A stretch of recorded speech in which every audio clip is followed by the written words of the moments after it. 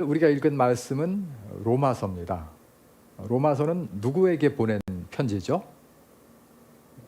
제목이 가르쳐 주는 것처럼 사도 바울이 로마에 있는 성도들, 로마 교회에 보내는 편지입니다. AD 57년에 고린도에서 기록해서 베베라는 성도를 통해서 로마에 전달한 편지가 바로 로마서입니다. 이 로마서는 매우 독특해요.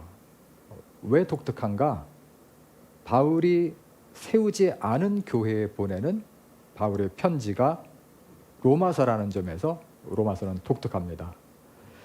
잘 아시는 것처럼 바울은 여러 번에 걸쳐서 전도 여행을 하면서 그곳에 복음을 전하고 교회를 세웠어요.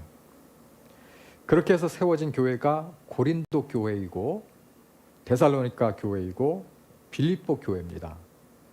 에베소 교회도 마찬가지죠. 그런데 바울은 3차 전도 여행을 마쳐갈 무렵인 이 로마서를 쓸 때까지도 바울은 로마를 가본 적이 없고 로마 교회를 세우지 않았습니다. 그러니까 로마 교회는 바울이 세운 교회가 아닙니다. 당시에 로마는 세계의 중심지였죠. 모든 길이 로마로 통한다는 말이 있었던 것처럼 세계 각처에서 사람들이 로마로 몰려오고 로마에서 많은 일들이 벌어지고, 그래서 로마는 그 당시 전 세계에 영향을 끼치는 세계의 중심지였습니다. 바울이 이곳을 방문하지 않았고 그곳에 교회를 세우지 않았다는 것이 참 흥미로워요. 바울이 로마에 가기를 원하지 않았기 때문일까요? 관심이 없어서일까요? 그렇지는 않은 것 같아요. 로마서 1장 13절에 보면 바울은 여러 번 로마에 가려고 했지만 길이 막혔다 이렇게 고백합니다. 어떤 일이 있었는지 우리는 알 수는 없어요. 바울은 로마에 가기를 간절히 원했고 여러 번 로마에 방문하려고 계획하고 시도했었는데 그때마다 길이 막혔다고 바울은 이야기를 합니다. 사도행전을 통해서 볼 때 우리는 바울이 복음을 전할 때마다 하나님이 그의 가는 길을 인도하신 것을 잘 알고 있습니다. 소아시아에서 복음을 전하려고 했을 때 하나님은 그 길을 막으시고 마게도냐로 인도하셨어요. 복음을 전하는 바울의 길을 하나님이 주권적으로 잡아서 이끌어 가시는 모습을 볼 수가 있습니다. 때로는 길을 막으시고 때로는 방향을 틀게 하시고 때로는 사람들을 통해서 부르심이라는 특별한 길을 통해서 이끌어 가십니다. 그러므로 바울은 길이 막혔다고 낙심하지 않았어요. 보이는 곳까지 열심히 달려가다 보면 그 길이 끝나는 지점에서 하나님께서 또 다른 길을 열어서 그의 길을 인도해 주셨습니다.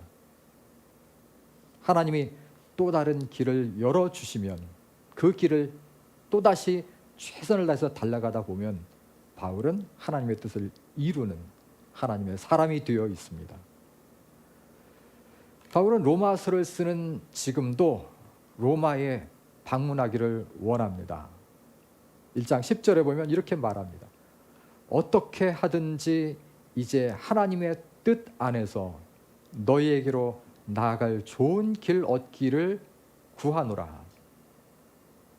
로마 교회에 가는 길이 열리기를 기도하면서 하나님의 뜻을 바울은 앞서려고 하지 않습니다. 하나님의 뜻 안에서 너희에게 나아갈 좋은 길 얻기를 구하노라. 이렇게 바울의 삶과 사역은 전적으로 하나님의 뜻을 구하는 사역이었습니다. 하나님의 뜻이면 나아가고 하나님의 뜻이 아니면 멈춰서리라 라고 하는 것이 바울의 사역의 원리였습니다. 또 삶의 원리였습니다. 제가 얼마 전에 집에서 가족과 함께 새롭게 하소서라는 프로그램을 아마 유튜브 같은데요. 유튜브에서 보고 있었을 때인데 라이트하우스의 홍민기 목사님이 하나님의 뜻을 분별하는 법에 대해서 이야기하면서 호수에 비유하는 것을 들은 적이 있습니다. 호수의 물결이 잔잔할 때 그 물결을 내려다보고 있으면 호수 위에 산도 보이고 나무도 보이고 잔잔한 호수 위에 구름이 넘실넘실 떠다니는 것도 보이고, 그런데 호수에 바람이 불어서 물결이 일렁이면 그런 것들이 보이지 않는다는 거예요. 그런 것들이 드러나지 않는다는 거예요. 그러면서 하는 말이, 하나님의 뜻은 분명한데도 자기의 욕망 때문에 하나님의 뜻이 잘 보이지 않는다는 것이 그의 설명이었습니다. 성도는 개인의 욕망을 쫓는 것이 아니라 하나님의 뜻을 구하고 하나님의 뜻을 따라가는 사람들입니다. 자신의 욕망이 하나님의 뜻을 혼란시키고 왜곡하지 않도록 자신을 내려놓고 자기를 부인하는 것이 제자의 삶이죠. 하나님의 뜻을 따르는 바울이 이처럼 로마에 가기를 기도하고 있는데 이유가 무엇인가? 바울은 왜 로마 교회에 방문하기를 원하는가? 이 시간에는 이 바울의 로마 방문 목적에 대해서 말씀을 중심으로 살펴보려고 합니다. 왜 로마 방문을 원하는가? 첫째로 바울은 성도를 견고하게 하기 위해서 로마에 가려고 합니다. 성도를 견고하게 하기 위해서. 11절에 보면 이렇게 말씀합니다. 내가 너희 보기를 간절히 원하는 것은 어떤 신령한 은사를 너희에게 나누어 주어 너희를 견고하게 하려 함이니. 신령한 은사가 어떤 의미인지는 명확하지 않습니다. 복음이라는 설명을 하는 학자들도 있고요. 고린도전서에 나오는 성령의 은사를 가리킨다, 그런 설명도 있고, 또는 바울이 로마에 가서 사역할 때 나타날 어떤 영적인 축복을 가리키는 것이 아닐까, 그렇게 해석하는 사람들도 있습니다. 신령한 은사에 대한 학자들의 해석이 각각 다르지만 분명한 것이 있어요. 바울은 로마 교회를 견고하게 세우기를 원합니다. 하나님의 교회인 로마 교회를 견고하게 세우기를 원한다. 로마의 복음이 들어가고 성도가 생기고 교회가 세워졌지만 교회는 늘 완전하지 않아요. 완전한 교회는 이 세상에 어디에도 없습니다. 그들의 믿음이 더욱 견고해지고 성장해야 합니다. 믿음의 진보가 필요해요. 인격적인 성숙도 필요합니다. 분쟁이 있다면 용납하고 하나 되어야 하죠. 그리스도를 아는 지식에서도 자라가고 예수님을 닮은 그러한 모습으로 점점 변화되어야 합니다. 여러분의 교회도 견고하게 되기를 바랍니다. 견고하게 세워지기를 바랍니다. 여러분의 담임 목사님이신 이정선 목사님의 가르침과 설교가 교회를 견고하게 세워나갈 것입니다. 성령님이 함께 하십니다. 그래서 성령의 은사가 함께 할 것입니다.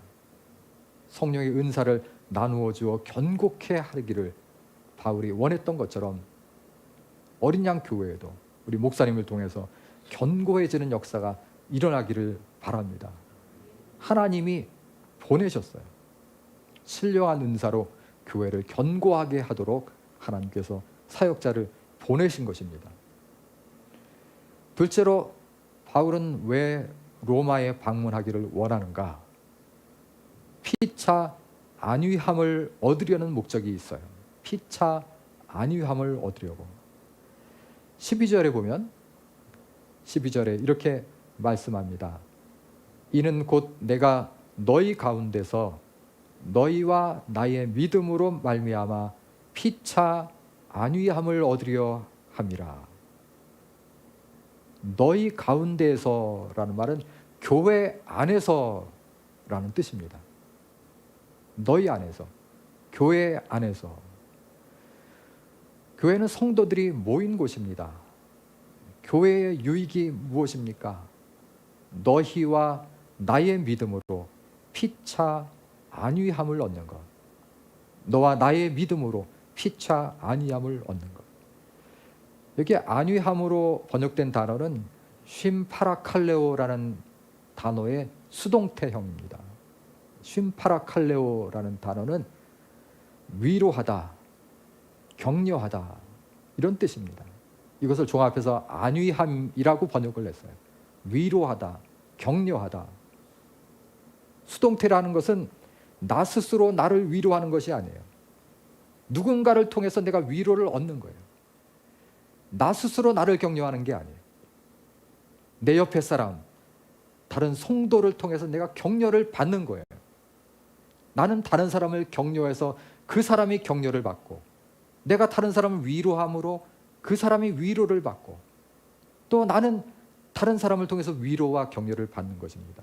그래서 바울은 피차 안위함을 얻으려 합니다. 사도 바울이 얼마나 대단한 인물입니까? 사도 바울이 얼마나 위대한 사도입니까? 그런데도 사도 바울도 믿음을 통해서 위로와 격려가 필요해요.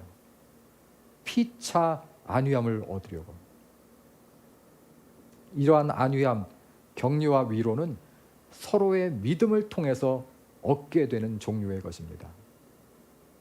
좋은 말을 해주기 때문에 받는 격려가 위로가 아니라 서로의 믿음 때문에 얻게 되는 위로와 격려입니다. 서로의 믿음을 볼 때, 서로 하나님을 찬양하는 그 모습을 볼 때, 하나님을 향해서 고백하는 그 간증을 들으면서 성도는 서로 격려를 받습니다. 함께 모여서 찬송하고 함께 기도하고 서로의 믿음을 나눌 때 큰 위로와 격려가 교회 안에 있습니다. 그래서 히브리서 10장 25절은 이렇게 권고하고 있어요. 모이기를 패하는 어떤 사람들의 습관과 같이 하지 말고 오직 권하여 그날이 가까움을 볼수록 더욱 그리하자. 더욱 모이라는 거예요. 우리가 코로나 시대를 지나면서 이제 대면 예배로 회복되고 있습니다. 왜 모여야 하는가? 우리가 피차 믿음 안에서 안위함을 얻기 위해서, 피차 교회 안에서, 믿음 안에서 서로 격려하고 위로를 얻기 위해서 우리는 모여야 합니다. 모여야 바로 이와 같은 믿음의 역사가 나타납니다. 그래서 히브리서 10장 25절은 모이라고 얘기합니다. 모이라. 그날이 가까움을 볼수록 더욱 그리하자. 모여서 격려하고 너와 나의 믿음으로 피차 안위함을 얻는 그 모임이 교회고 그 모임이 귀합니다. 바울은 로마에 가면 이 모임을 갖기를 원하고 있어요. 편지로 소식을 주고받는 것이 아니라 로마에 가면 이 모임을 갖기를 원하고 이 예배를 소망하고 있습니다. 로마에 있는 하나님의 백성들과 함께 모이기를 원해요. 함께 모여서 너와 나의 믿음으로 말미암아 서로 격려를 얻고 위로를 얻고, 때로는 힘들고 낙심될 때에도 믿음의 길을 함께 걸어가는 이들이 바로 하나님의 가족이며 교회입니다. 사도 바울은 자신이 세운 교회는 아니지만 로마에 있는 성도들을 만나면 자신도 격려를 받고 싶었고, 자신도 위로를 받고 싶었고, 또 자신의 믿음으로 다른 이들을 위로하고 격려하고 싶었습니다. 사역자도 혼자서 할 수 있는 일이 별로 없습니다. 전도서 4장은 이렇게 말합니다. 두 사람이 한 사람보다 나음은 그들이 수고함으로 좋은 상을 얻을 것임이라. 혹시 그들이 넘어지면 하나가 그 동물을 붙들어 일으키려니와 홀로 있어 넘어지고 붙들어 일으킬 자가 없는 자에게는 화가 있으리라. 한 사람이면 패하겠거니와 두 사람이면 맞설 수 있나니 세 겹줄은 쉽게 끊어지지 아니하느니라. 세 겹줄은 쉽게 끊어지지 아니하느니라. 사역자도 그렇고 성도도 그렇습니다. 여기에 모인 공동체, 주님 안에서 믿음 안에서 모여있는 이 공동체가 바로 서로 간에 삼겹줄, 세겹줄이 되는 아름다운 모임입니다. 셋째로 바울은 왜 로마 교회에 방문하기를 원하는가? 복음 전하기 위해서입니다. 15절에 바울은 나는 할 수 있는 대로 로마에 있는 너희에게도 복음 전하기를 원한다 말합니다. 어린양 교회는 제가 보니까 복음 중심적인 교회이며 선교적 교회 이렇게 알려져 있습니다. 복음 중심적 교회이며 선교적 교회. 복음을 바로 알고 복음을 전하는 교회야말로 사도 바울의 사역을 이어가는 교회고 성경적인 교회입니다. 바울이 로마에 가서 복음을 전해야 할 대상은 두 부류입니다. 바울은 지금 로마를 가기를 꿈꾸면서 그들에게 복음을 전하려는 열정으로 가득 차 있는데, 복음을 전해야 될 첫 번째 대상으로 바울이 생각하는 자들은 복음을 알지 못하는 자들, 예수 믿지 않는 사람들, 구원받지 못한 사람들입니다. 그들이 복음 전파의 대상입니다. 불신자에게 복음을 전하는 것이 복음 전파이죠. 이 일을 교회가 계속 해야 합니다. 제가 사역하고 있는 한국성서대학교는 복음 전파를 위해서 세워진 학교입니다. 한반도 복음화를 위한 복음 전파자를 양성하는 것이 학교의 사명이에요. 학교의 정문에 들어가면 바로 왼쪽에 큰 돌이 있습니다. 그 돌에 쓰여진 글귀가 무엇인지 아는 사람은 제가 볼 때 여기서 딱 저 말고 두 사람이 있을 것 같아요. 이정서 목사님과 전경 목사님, 두 사람은 알 것 같아요. 거기에 이런 글귀가 쓰여 있습니다. 당년에 거두려거든 곡초를 심고 10년에 거두려거든 나무를 심으라. 100년에 거두려거든 사람을 심고 영원히 거두려거든 복음을 심으라. 복음을 심는 것은 영원한 생명을 거두는 사역입니다. 이것은 무엇과도 비교할 수 없는 가치입니다. 지난주부터 여러분의 담임 목사님이신 이정선 목사님도 한국성서대학교의 외래 교수로 임명이 되어서 학생들에게 성경을 가르치고 성경적 세계관을 가르치면서 복음 전도자를 양성하는 이 귀한 일에 동참하고 있어요. 얼마나 귀한 사역입니까? 얼마나 아름다운 모습입니까? 여러분의 기도가 필요합니다. 성서대학교에는 여러 전공이 있습니다. 성서학과를 비롯해서 사회복지학과, 영유아 보육학과, 컴퓨터 소프트웨어학과, 간호학과, 이런 학과의 목적도 복음 전도자를 양성하는 것입니다. 복음을 잘 전하기 위해서 실력 있는 전문 인력을 양성합니다. 실력 있는 사회복지사로서, 실력 있는 간호사로서, 컴퓨터 전문가로서 복음을 전하도록 그러한 능력을 구비시켜주는 것입니다. 성서학과 역시 복음 전파자를 양성하는 것이 목적입니다. 성서학과에 입학하면 1년 동안 매일 아침 8시까지 학교에 나와서 7시 50분까지 학교에 나와서 8시부터 8시 50분까지 매일 성경을 읽습니다. 월요일부터 금요일까지 성경 읽는 수업에 참여하는데 우리는 이 과목을 바이블 리딩, 줄여서 BRC라고 부릅니다. 교수님의 인도에 따라서 3월 첫 주에 개강하면 창세기 1장부터 읽기 시작을 하고 12월이 되면 요한계시록까지 성경을 한 번 다 읽습니다. 요즘 사람들이 성경을 잘 읽지 않아요. 성경도 잘 가지고 다니지 않고요. 스마트폰에 있지만 잘 보지 않습니다. 고등학생도 마찬가지입니다. 그래서 성서학과에서는 학생들이 학교에 입학하면 가장 먼저 성경부터 읽게 합니다. 어떤 학생은 이 BRC를 4년 동안 합니다. 놀랍죠? 1학년 때는 학생으로 매일 아침 8시에 와서 성경을 읽습니다. 학생으로 참여하고 2, 3, 4학년에는 자원봉사로 참여해서 4년 동안 성경을 읽습니다. 이런 학생에게는 졸업식 때 상도 줍니다. 복음 중심의 교회는 성경을 읽고 성경을 공부하는 교회입니다. 성경에 대한 치열한 열심이 교회에 있어야 합니다. 성서대학교는 제가 오래간만에 왔기 때문에 성서대학에 대한 이야기를 많이 합니다. 수요일마다 전도하러 나가요. 전도 훈련을 수요일마다 합니다. 매주 수요일 교수님들과 학생들이 전도지를 들고 전도하러 밖으로 나갑니다. 저는 지난 학기에 노원역 앞에서 학생들과 전도지를 나눠주면서 매주 수요일마다 2시간씩 전도했어요. 이번 학기에는 근처 공원이 전도 장소로 정해졌습니다. 물론 노방 전도의 효과가 어느 정도 있는지 전도 효과에 의구심을 품는 사람들도 있는 것을 잘 압니다. 그러나 우리는 수요일만 되면 무조건 밖으로 나가서 전도지를 나누어 주면서 전도합니다.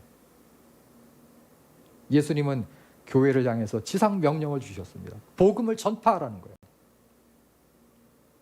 바울이 디모데와 에베소 교회에 그의 인생 말년의 유언처럼 남긴 말이 있습니다. 그것도 바로 이 말입니다. 너는 말씀을 전파하라. 때를 얻든지 못 얻든지 항상 힘쓰라. 힘써야 합니다. 범사에 오래 참음과 가르침으로 경책하며 경계하며 권하라. 한국 사회에서 복음을 전하는 일이 점점 어려워지고 있습니다. 교회에 대한 반감이 높아지고 있어요. 이것이 사탄의 전략입니다. 복음을 전하지 못하도록 말하는 것을 부끄럽게 만듭니다. 그런 환경을 조성합니다. 바울은 고린도에서 복음을 전할 때 두려워했어요. 바울도 고린도에서 복음을 전할 때 두려웠습니다. 오늘날 그리스도인들이 복음을 전할 때 위축되는 사회가 된 것처럼 고린도 역시 그러한 사회였습니다. 두려웠어요. 그때 예수님이 환상 가운데 나타나서 바울을 격려하신 내용이 사도행전에 기록되어 있습니다. 밤에 환상 가운데 주님이 바울에게 나타나셔서 두려워하지 말고 침묵하지 말고 말하라. 두려워하지 마. 침묵하지 말고 말하라. 예수님이 격려하신 내용입니다. 이것이 교회에 주시는 주님의 말씀입니다. 두려워하지 말고 침묵하지 말고 말하라. 말하라. 침묵하지 말고 두려워하지 말고. 사탄은 두려워하게 만듭니다. 사탄은 침묵하라고 위협합니다. 복음에 대해서 말하면 조롱당할 것이라고 겁을 줍니다. 그러면 세상은 소망이 없기 때문입니다. 아그리파 왕 앞에서 바울이 담대하게 말했어요.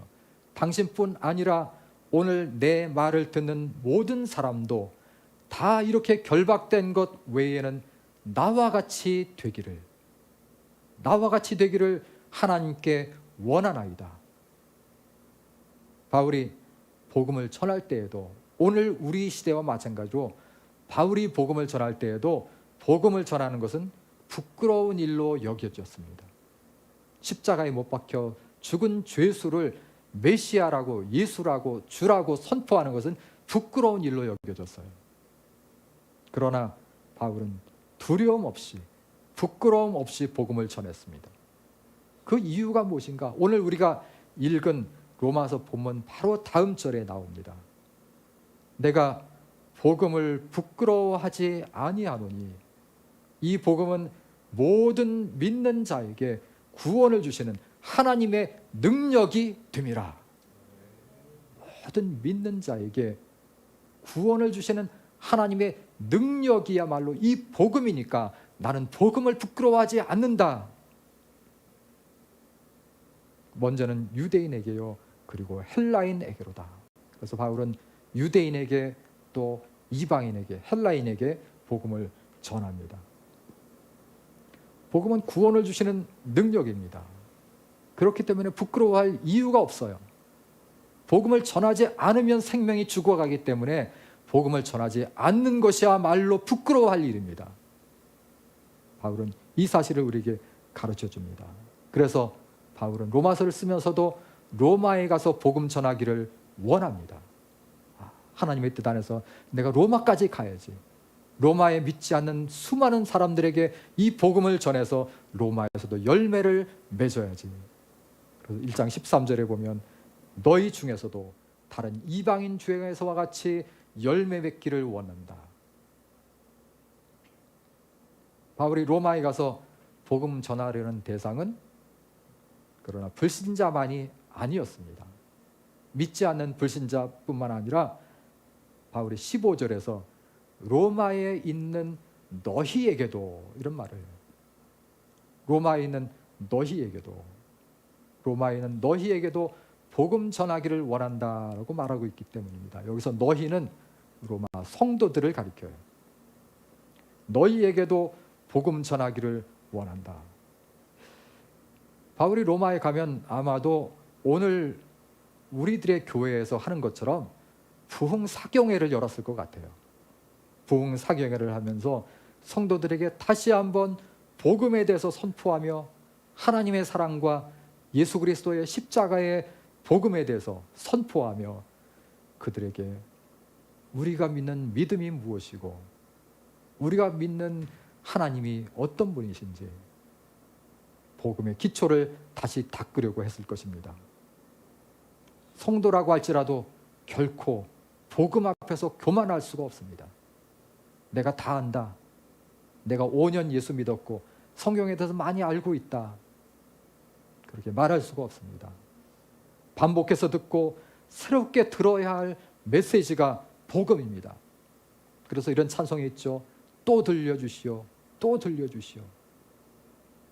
그 복된 말씀 또 들려주시오. 우리 기존 성도들도 복음의 메시지로 다시 새로워져야 합니다. 그렇다면 바울은 로마에 갔을까요?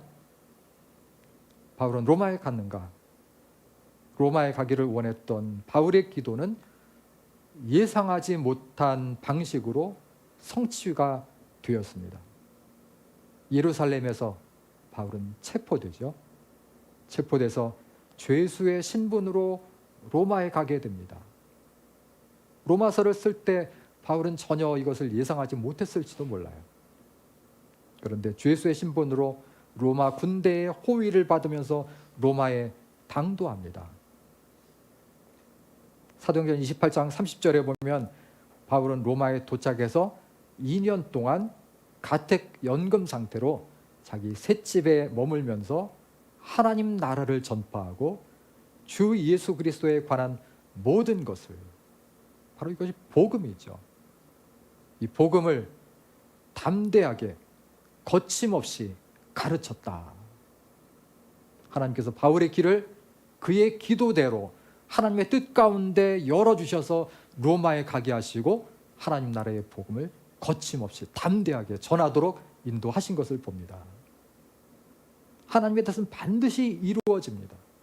그러나 때로는 사람의 생각과 다른 하나님의 방법으로 하나님의 때에 이루어집니다. 오늘날 교회는 복음 중심적 교회가 되어야 합니다. 어린양 교회가 지향하는 복음 중심적 교회가 되어야 합니다. 그러나 구호만이 아니라 참으로 하나님의 마음을 알고 예수 그리스도의 사랑을 가슴에 품고 복음 중심적 교회로 나아가는 것, 이것이 참된 교회입니다. 오늘 저와 여러분들이 전하려고 하는, 복음을 전하려고 하는 로마는 어디입니까? 어디를 품고 우리는 그곳에 복음을 전하기를 기도하면서 하나님의 뜻을 구하고 있습니까? 여러분이 복음 전하기를 원하는 여러분의 로마를 위해서 하나님의 뜻 안에서 기도해야 합니다. 바울은 로마에서 복음을 전하고 멀리 서바나, 오늘날의 스페인까지 가서 복음 전하기를 원하고 있습니다. 오늘 어린 양 교회에 와서 함께 찬양하고 또 성서대학교의 신학대학원에서 공부하시고 또 사역하시는 귀한 목사님들을 만나고 함께 예배하는 이 시간 너무나 귀하고 감사합니다. 이런 기회를 주신 것 너무나 감사하고 성도님들께 감사를 드립니다. 어린 양 교회가 지경을 넓혀서 복음적 교회, 선교적 교회로서 이 시대에 하나님이 주신 사명을 이루어드리는 복된 교회가 될 수 있기를 바랍니다. 기도하겠습니다. 하나님 아버지, 오늘 이 말씀을 함께 나누었습니다. 어린 양 교회가 이 시대에 하나님이 주신 사명을 잘 감당하는 복음 중심적 교회가 되게 하시고 이곳에 모일 때마다 아름다운 교제와 격려와 위로가 있게 도와주시고 이 교회를 통해서 수많은 사람들이 예수를 믿고 구원받는 놀라운 은혜의 역사가 날마다 일어나게 하여 주시옵소서. 이정선 목사님을 담임 목사로 세우셨사오니 하나님께서 능력 위에 능력을 더하여 주시고 하나님의 교회가 견고하게 세워지며 날마다 부흥하는 역사가 일어나게 하여 주시옵소서. 가정을 지켜주시고 동역하는 전기영 목사님과 온 성도들, 직분자들을 붙잡아 주셔서 주 안에서 화목한 가운데 하나님의 뜻을 이어가는 성취해가는 복된 교회가 되게 하여 주시옵소서. 귀한 사역마다 아름다운 열매를 맺게 하여 주시고 한국 교회의 빛과 소금의 역할을 감당하는 모델이 되는 귀한 교회로 사용하여 주옵소서. 예수님의 이름으로 기도드리옵나이다. 아멘.